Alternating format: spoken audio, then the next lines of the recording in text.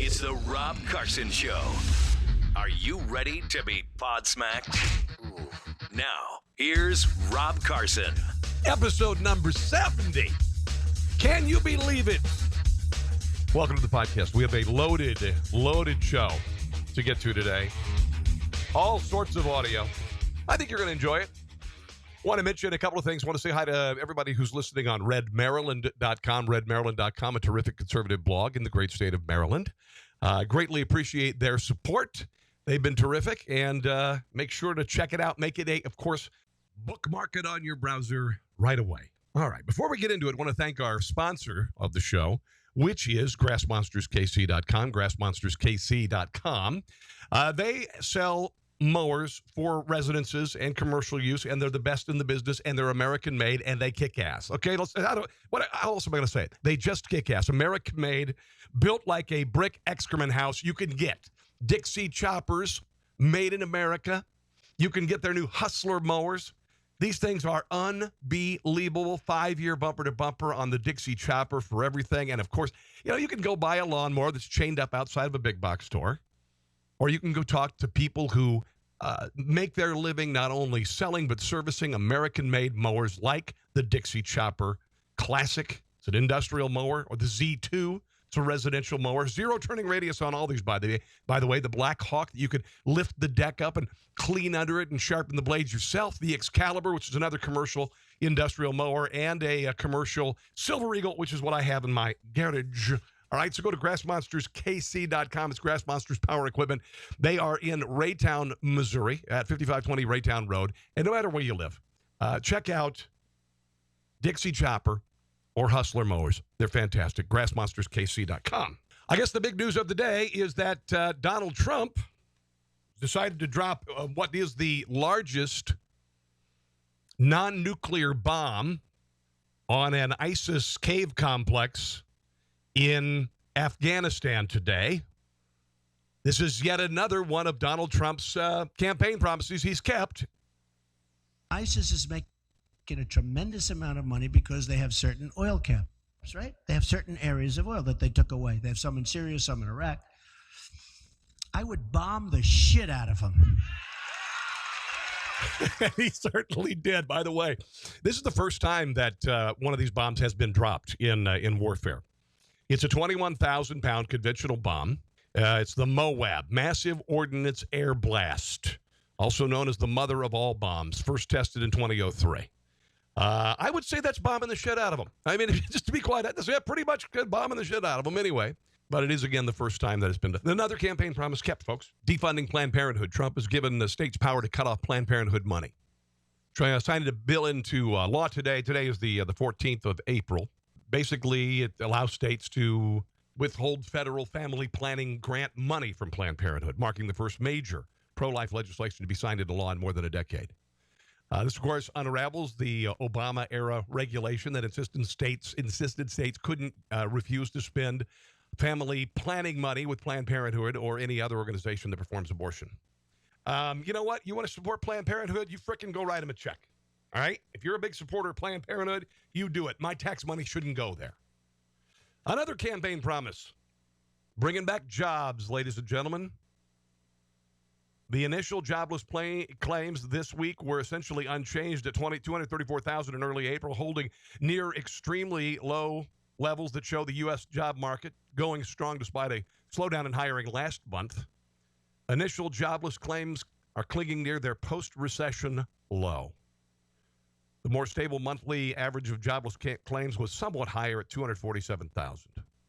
The number of new applicants for unemployment benefits has registered less than 300,000 for 110 straight weeks, the best performance since 1970.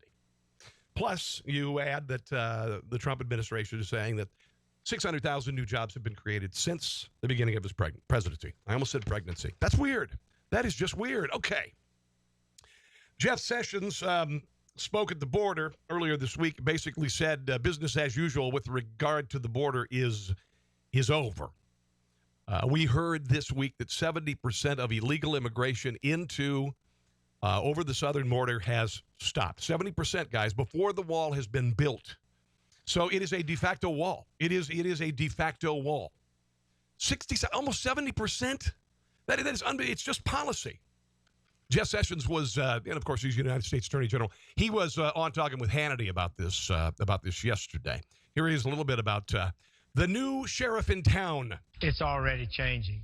Can you believe that we've had the lowest number of entrants at the border in 17 years? Wow. This is a direct result of Donald Trump's strong, clear leadership.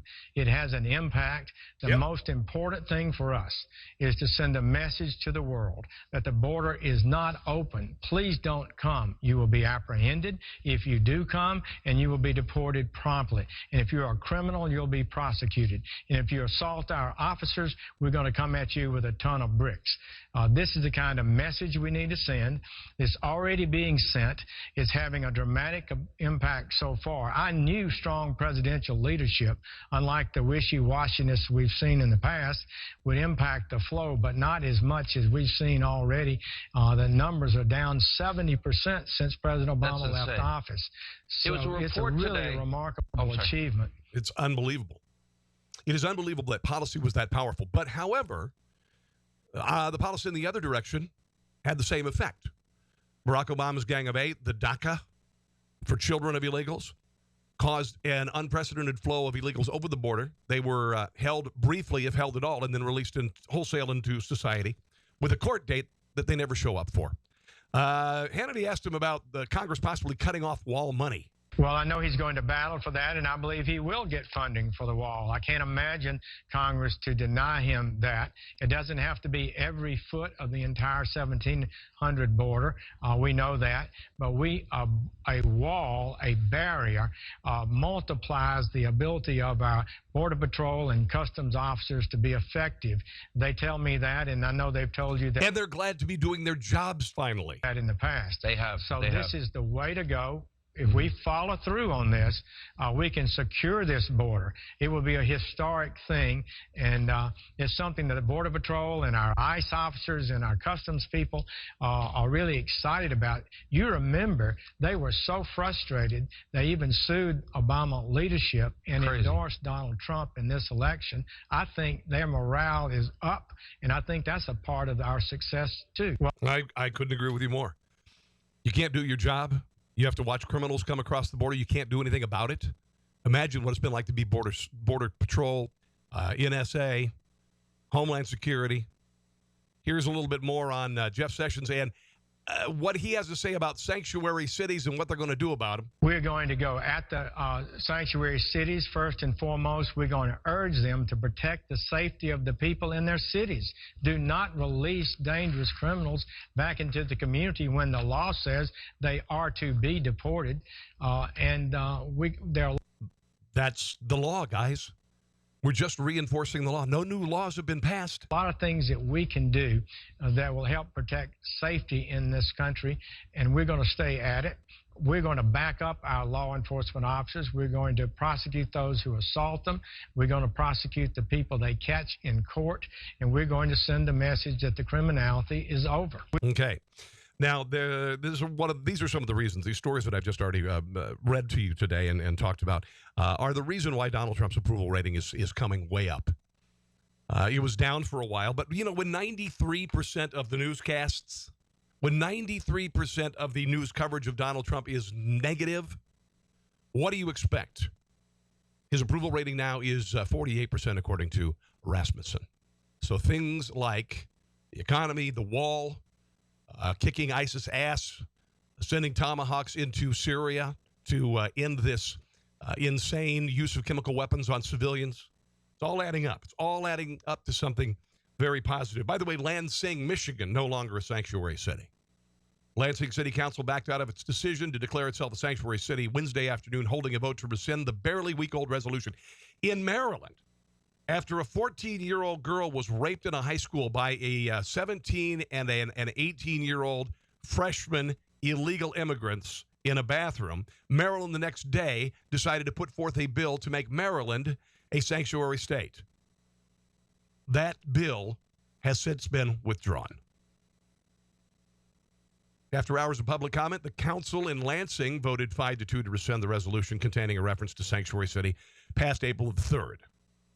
Councilmember Kathy Dunbar, it's Kathy Dunbar, who was the main proponent of declaring Lansing a sanctuary city, was one of the members who voted against the resolution. It's a darn shame, she says, that after appearing to have a backbone and actually taking a stand on something that really matters, folks have decided to throw it away.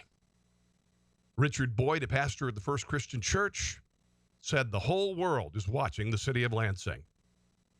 No, they're not really. I mean, in fact, I can't remember the last time, other than this story, that I even thought of the city of Lansing.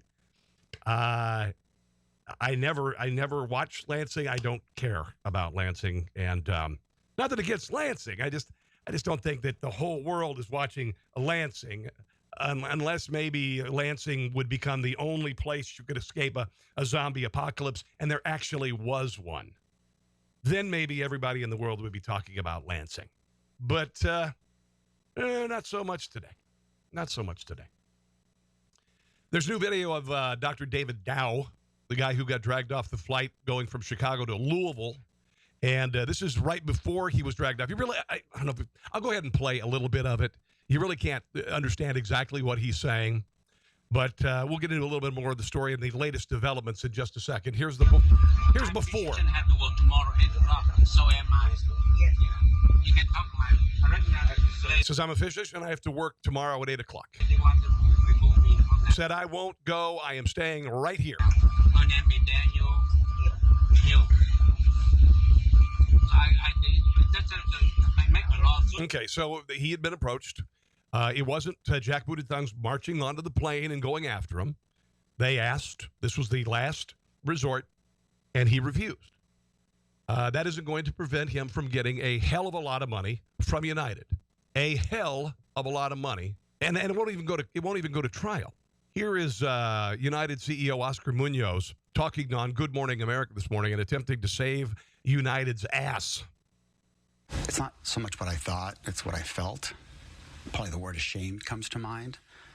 You know, as I think about our business and our people, the first thing I think is important to say is to apologize to Dr. Dow, his family, the passengers on that flight, our customers, our employees.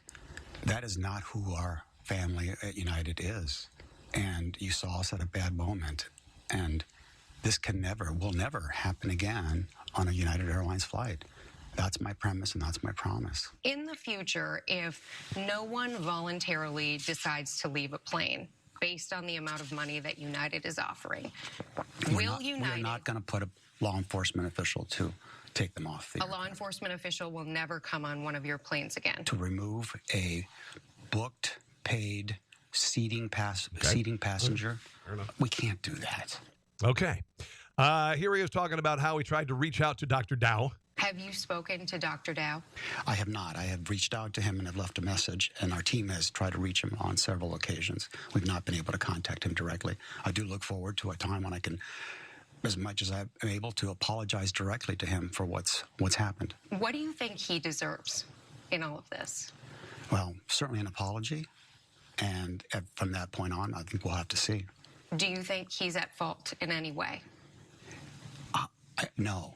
He can't be. Oh, man. He was a paying passenger sitting on our seat in our aircraft, and no one should be treated that way. Period. Now, he is lawyered up, of course. He says he's still in the hospital, and they're not even going to take this to trial. United will pay anything to shut him up and make this go away. Munoz also said he wouldn't resign. No. I was hired to make United better, and we've been doing that. And that's what I'll continue to do. Okay. We will see. He's lawyered up. It's going to get ugly.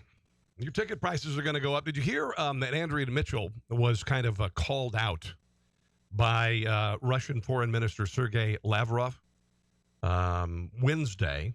She called out a question while he was speaking in Moscow, and he basically said, who taught her manners? Here he is dressing down to Andrea Mitchell.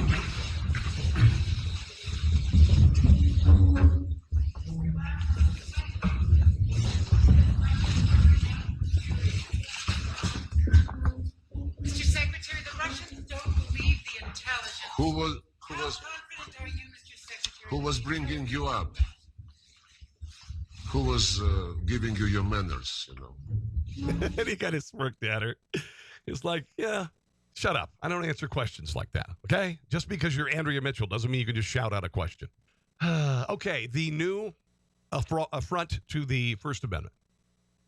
Notre Dame University. What they're doing now is when there were speakers on campus, if an all-out physical assault or physical threat, like what happened to Milo Yiannopoulos at Berkeley, if that doesn't work, what you do is you claim that having a speaker show up at campus makes students feel unsafe.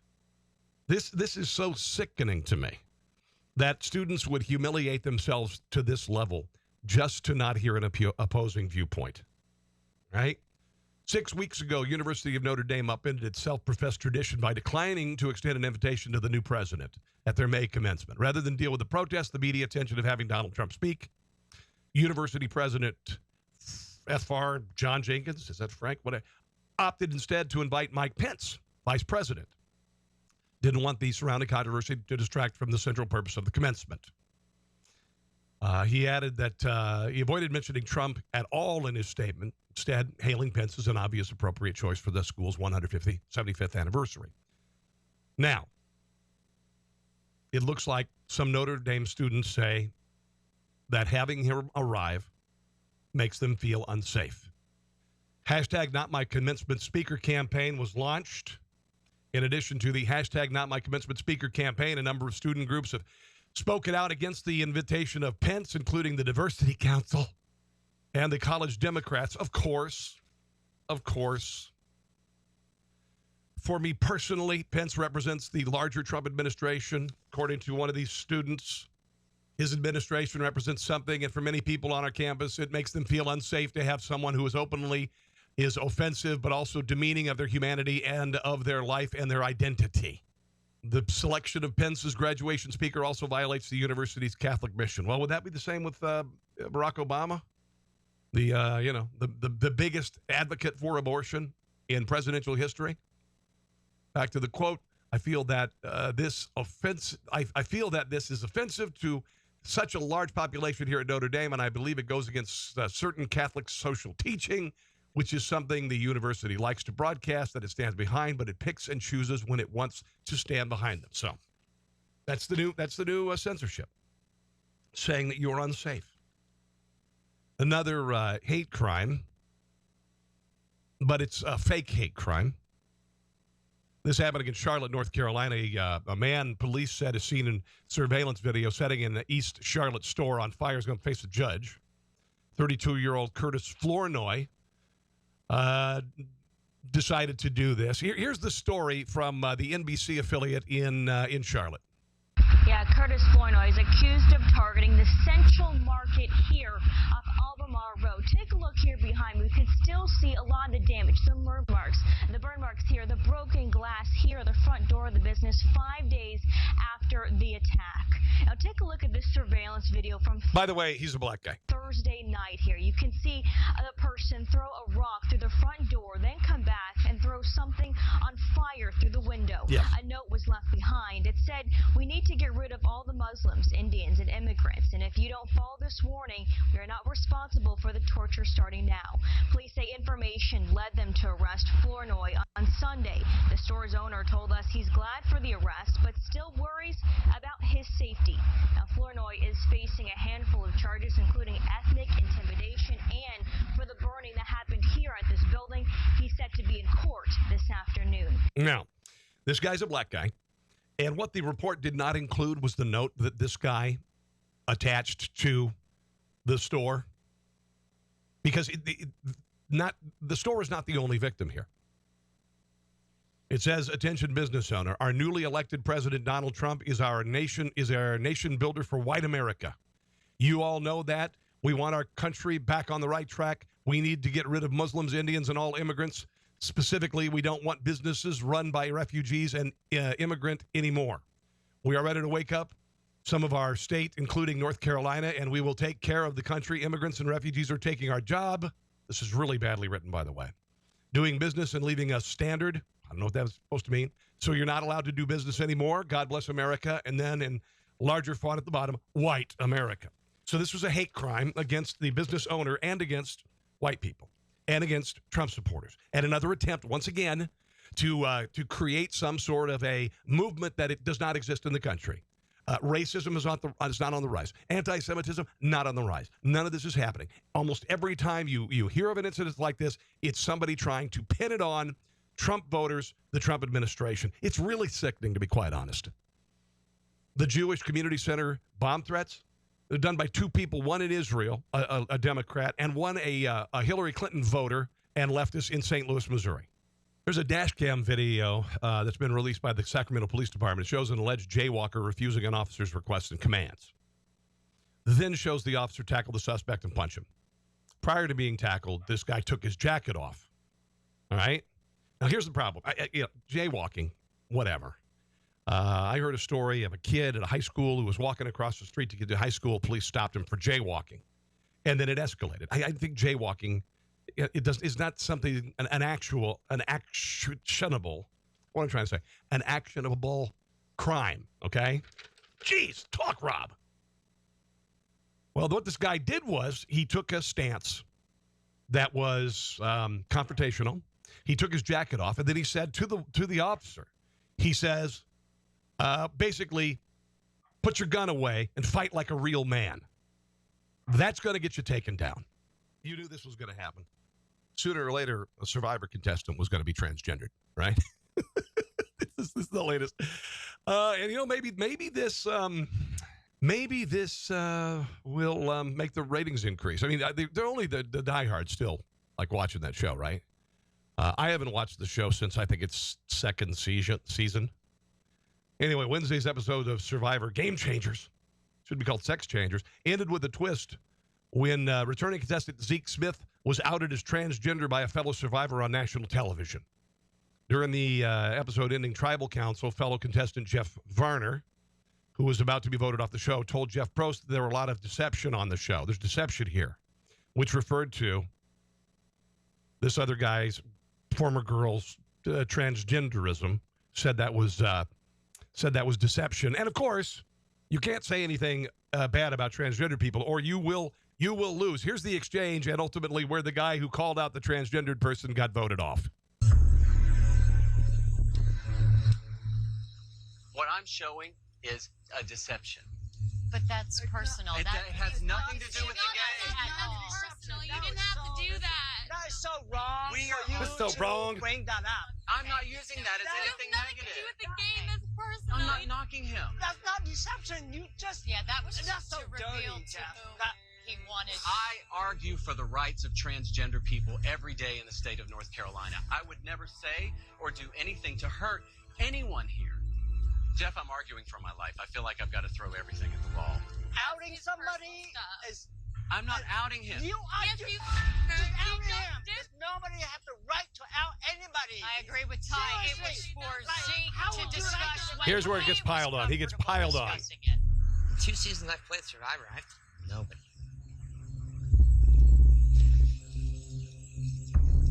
I don't want the perception to be that I'm this evil, hateful person. But what was your goal in too doing late. that? To How was that show gonna the advance your game? deception.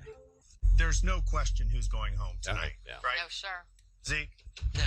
Debbie, No. Sarah, No. Ty, No. Ozzy, Andrea. It's Varner. Yeah. I'm ready to go.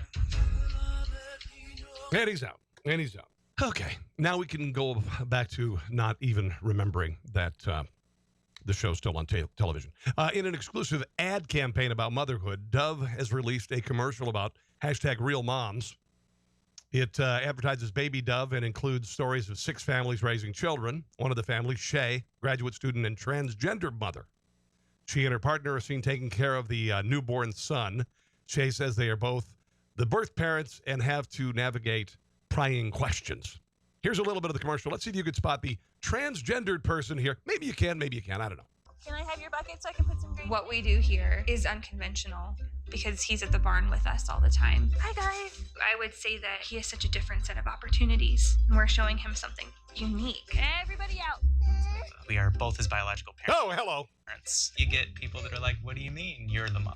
We're like, yep, we're both going to be moms. Okay. I'm just trying to figure out what that has to do with soap. But whatever. You know, they're all telling their stories, and they're all moms and everything. Okay. Oh, this is fun. Babies as young as 6 months old are racially biased toward their own race and other races, according to researchers at the Ontario Institute for Studies in Education, OISE, at the University of Toronto. First study examined how long babies looked at pictures of different races while listening to sad or happy music. Researchers concluded that after 6 months of age, infants begin to associate own race faces with happy music and other race faces with sad music. The second study examined how well babies pick up social cues from adults of different races. According to that study, 6-month-old babies better pick up social cues from members of their own race than from members of other races. Infants are biased to follow the social cues of their own race of individuals over other race adults under situations of uncertainty, blah, blah, blah.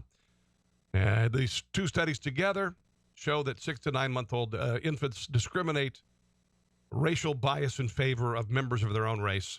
So your baby is a racist. Thought you should know. Yes, I know he's cute and he's cuddly and he giggles and all that. He's a racist. He is a racist. Yeah.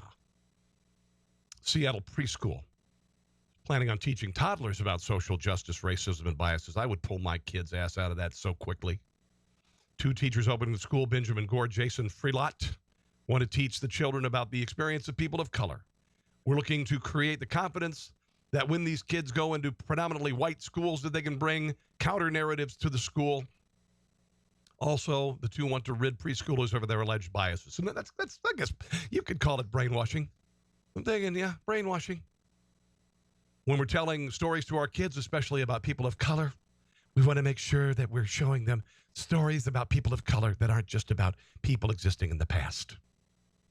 Evergreen College also planned a workshop targeted at 3 to 6-year-olds. The workshop aimed to teach parents how to rid their children of racism, sexism, and discrimination. So just sweep those minds clean. Sweep those minds clean, folks.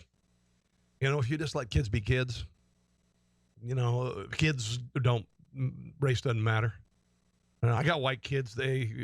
My daughter's best friend is a black girl. She didn't, I even asked her, do you think of her as a black person? She goes, no. Why would I? I wanted to know. I was curious. I don't care either. But, you know, some people think that you're immediately going to be racist. If you're racist at birth, then certainly you're going to be racist in preschool, right? Okay. All right. Okay, one other story here. This is another, I don't know why we're kind of this hate crime thing, but whatever. Police at the University of Texas in Dallas say they're searching for a person who dumped several copies of the Quran in campus toilets. They call the incident shocking and unusual. Student recently discovered the books inside a bathroom of the University Student Union building after snapping some pictures to document the apparent anti-Muslim act. He immediately reported it to campus security, which got police involved. UT Dallas junior Mohammed Syed, a Muslim, said he didn't believe the news until he saw the photos published in a student newspaper. It's definitely saddening and a little disturbing as well. It's something that we did not expect to happen, especially at this campus. Syed said he's always known UT Dallas as a diverse and inclusive place, which was one of the things that drew him to pursue a degree in neuroscience. UT Dallas is a very welcoming environment, and I have nothing but good things to say about it, and that won't change despite this incident. I will bet you dollars to donuts this will be found to be staged. It's going on all over the country. There was the University of Missouri and the poop swastika. All of these incidents on campus generally turn out to be hoaxes to perpetuate a narrative that hate is rising in America. I've said it before. I'll say it again. Anyway, I'm glad you listened today, guys. I certainly hope you enjoyed episode number 70. We did launch the swag line today. The politically incorrect wear is online. We've got a bunch of Maryland-centric designs up. We have got a bunch of national designs up. I think you're really going to love them. Just go to my Facebook page, facebook.com/Rob Carson Show. Facebook.com/Rob Carson Show. But they're up, and they are spectacular. Order one. They're on sale, actually. We've got some great deals on some T-shirts, normally $22. They've got them cut all over the place. We've got just My Kid Is Not a Snowflake. We've got Uncle Sam saying, suck it up, Snowflake. I got your safe space right here. Veganism is an eating disorder. Calm down. She lost. He won. Get over it. Unbelievable stuff. Also, if you just want to go to tpublic.com, teepublic.com, and look up Conservatees. Get something for your friends. Get some for your loved ones. There are everything there from T-shirts to mugs to stickers to tanks to a laptop case, phone cases. You can get those. It's spectacular, and I'd greatly appreciate it if you would check out some of the marvelous designs by my friend Sam Gangelosi and me. He used to work with Hallmark, and he is a tremendous graphic designer. All right, in the meantime, have a glorious day. Facebook.com, Rob Carson Show, robcarsonshow.com, and on iTunes now, folks. Just go to The Rob Carson Show. The Rob Carson. When you're on iTunes, download them all for free. God bless you. Thanks for listening. We'll see you again for episode number 71 very soon. Thanks for listening to The Rob Carson Show. Friend him on Facebook at Carson Show, on Twitter at Rob Carson, and on Instagram, I think Facebook and Twitter are enough for now. We'll see you soon.